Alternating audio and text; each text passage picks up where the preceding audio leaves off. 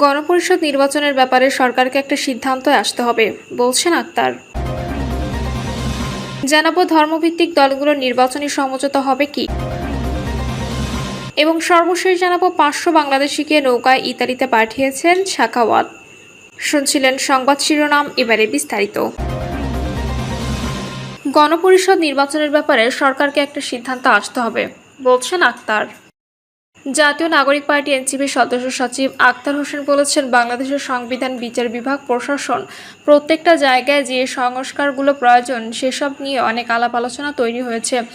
আমরা চাই গণপরিষদ নির্বাচনের মাধ্যমে সংবিধান সংশোধন করে তারপর জাতীয় নির্বাচন হোক, কিন্তু অনেকে শুধু চায় জাতীয় সংসদ নির্বাচন। এসব বিষয় নিয়ে সরকারকে একটা সিদ্ধান্ত আসতে হবে, যাতে গণপরিষদ নির্বাচনের আয়োজনটা সরকার সঠিক সময়ে করতে পারে।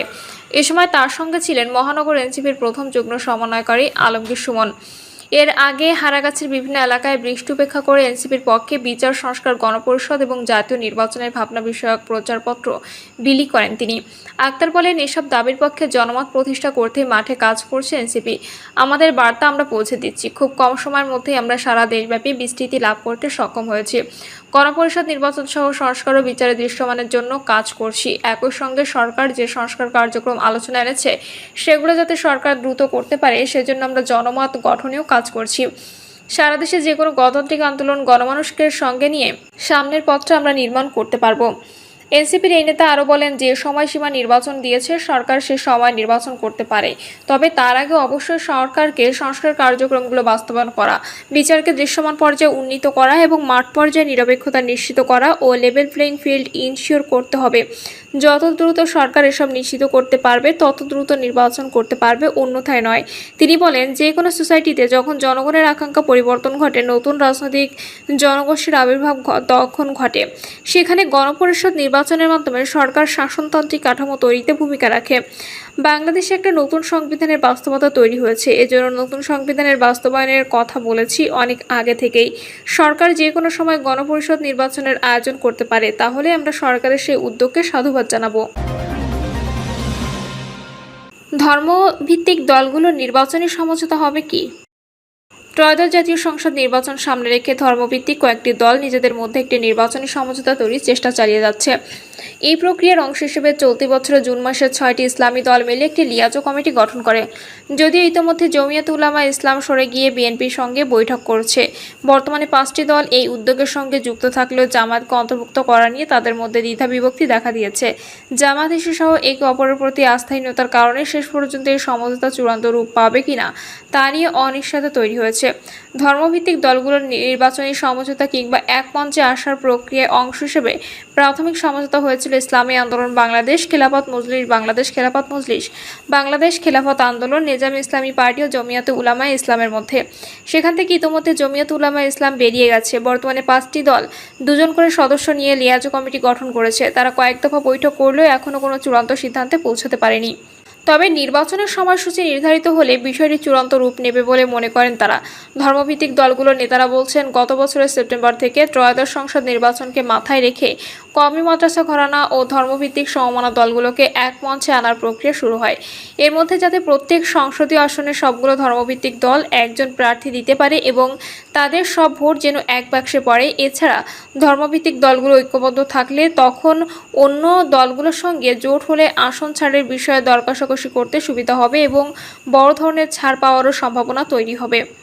এ প্রসঙ্গে ইসলামী আন্দোলনের মহাসচিব মাওলানা ইউনুস আহমদ বলেন, এটা চলমান, এখনো মাঝে মধ্যে আমাদের মধ্যে বৈঠক হচ্ছে। নিজেদের মধ্যে অগ্রগতির জন্য একটি লিয়াজো কমিটি গঠন করা হয়েছে, অর্থাৎ সর্বশেষ ফলাফল ভালো।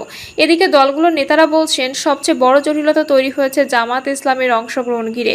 কেউ মনে করছে নির্বাচনী সমঝোতা আদর্শিক জোট নয়, তাই জামায়াতও থাকতে পারে। আবার অনেকে মুক্তিযুদ্ধে জামায়াতের বিতর্কিত ভূমিকার কারণে তাদের অন্তর্ভুক্তির বিরোধিতা করছেন।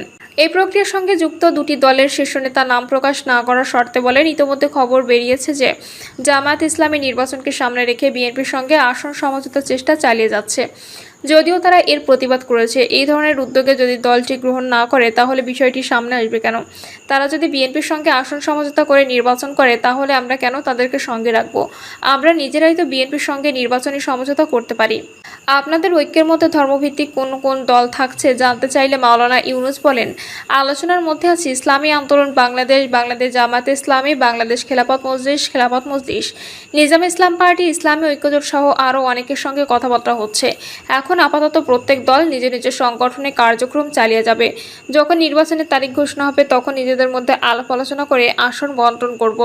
খেলাফত মজলিসের মহাসচিব ডক্টর আহমদ আব্দুল কাদের বলেন, আমাদের সমমনাদের মধ্যে একটি লিয়াজো কমিটি রয়েছে, আলোচনা চলছে, কিন্তু নির্বাচনী সমঝোতা কিংবা এক মঞ্চে আসার বিষয়ে এখনও কিছু হয়নি।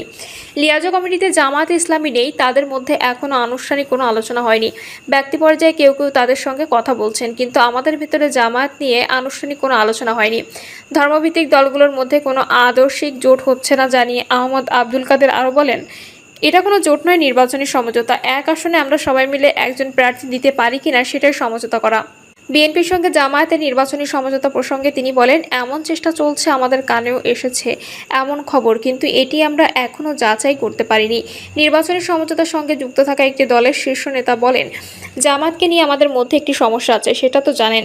তাই শেষ পর্যন্ত যদি ধর্মভিত্তিক দলগুলোর মধ্যে নির্বাচনী সমঝোতা হয়, সেখানে যদি জামায়াত থাকে, তাহলে আমরা দলীয় ফোরামে আলোচনা করে সিদ্ধান্ত নেব আমরা থাকবো কি থাকবো না। আমার ধারণা জামায়াত থাকলে এর মধ্যে আমাদের দল থাকবে না। পাশাপাশি ধর্মভিত্তিক দলগুলোর মধ্যে সমঝোতা হওয়ার সম্ভাবনাও খুব কম। বাংলাদেশ খেলাফত আন্দোলনের সাংগঠনিক সম্পাদক মুফতি সুলতান মহিউদ্দিন বলেন, প্রথমত আমাদের দলের সিদ্ধান্ত হচ্ছে সমমনা 6টি ইসলামী দলের সঙ্গে ঐক্য করতে কোনো দ্বিমত নেই। আর জামায়াতের সঙ্গে ঐক্য হবে কিনা সেই বিষয়ে এখনও পর্যন্ত আমাদের সিদ্ধান্ত হচ্ছে। যখন জামায়াতের ইস্যুটি সামনে আসবে তখন দলীয় ফোরামে আলোচনা করে সিদ্ধান্ত নেওয়া হবে। নিজেদের মধ্যে ঐক্যমত গঠন প্রসঙ্গে দলগুলোর নেতারা বলছেন, ধর্মভিত্তিক দলগুলো যদি শেষ পর্যন্ত সিদ্ধান্ত নিতে পারে যে নিজেদের মধ্যে নির্বাচনী সমঝোতা করবে, তখন পরবর্তী ধাপ নিয়ে আলোচনা হবে। সেখানে আসবে এই সমঝোতার কাঠামো কী হবে, কোন দল কত প্রার্থী দেবে, বা ধর্মভিত্তিক দলগুলো অন্য কারোর সঙ্গে সমঝোতা করবে কিনা, কিংবা এই জোটে অন্য কোনো দলকে যুক্ত করা হবে কিনা, এসব বিষয়ে আলোচনা করে সিদ্ধান্ত নেওয়া হবে। ইসলামী ঐক্যজোটের মহাসচিব মুফতি সাখাওয়াত হোসেন রাজি বলেন, এখানে 3টি ধাপ রয়েছে। প্রথমত, আমাদের কওমি মাদ্রাসা ঘরানার ইসলামী দলগুলো চেষ্টা করছে একটি সমঝোতার পৌঁছাতে। দ্বিতীয় পর্যায়ে ফ্যাসিবাদ বিরোধী দলগুলোর সঙ্গে সমঝোতা, এবং তৃতীয় ধাপে জামায়াত সহ অন্য দলগুলো আসবে কিনা এই বিষয়ে এখনও কোনো সিদ্ধান্ত হয়নি। এখনও পর্যন্ত আমরা 5টি দল নিজেদের মধ্যে আলাপ আলোচনা করছি, বাকি 2টি ধাপ নিয়ে কোনো অগ্রগতি হয়নি। ধর্মভিত্তিক আরেকটি দলের এক নেতা নাম প্রকাশ না করার শর্তে বলেন, লিয়াজো কমিটি হলেও অন্যদের না জানিয়ে জামাতের সঙ্গে জোট গঠনে এককভাবে সবকিছু ঠিক করছে ইসলামী আন্দোলন। এতে আমাদের দল ও অন্যদের মধ্যে অসন্তোষ তৈরি হয়েছে। তিনি আরও বলেন, শুনছি জামাত বিএনপির কাছে একটি তালিকা দিয়েছে, তাহলে তাদের সঙ্গে জোট কিভাবে হবে। বাংলাদেশ খেলাফত মজলিসের যুগ্ম মহাসচিব মাওলানা আতাউল্লাহ আমিন বলেন, আমরা ইসলামী জোট গঠনের জন্য শেষ পর্যন্ত চেষ্টা করব, যদি হয় ভালো, না হলে আমরা আমাদের সিদ্ধান্ত নেব। দলগতভাবে 300 আসনের প্রার্থী দেওয়ার কাজ আমাদের চলমান। ইতিমধ্যে 272টি আসনের প্রার্থী ঘোষণা করা হয়েছে।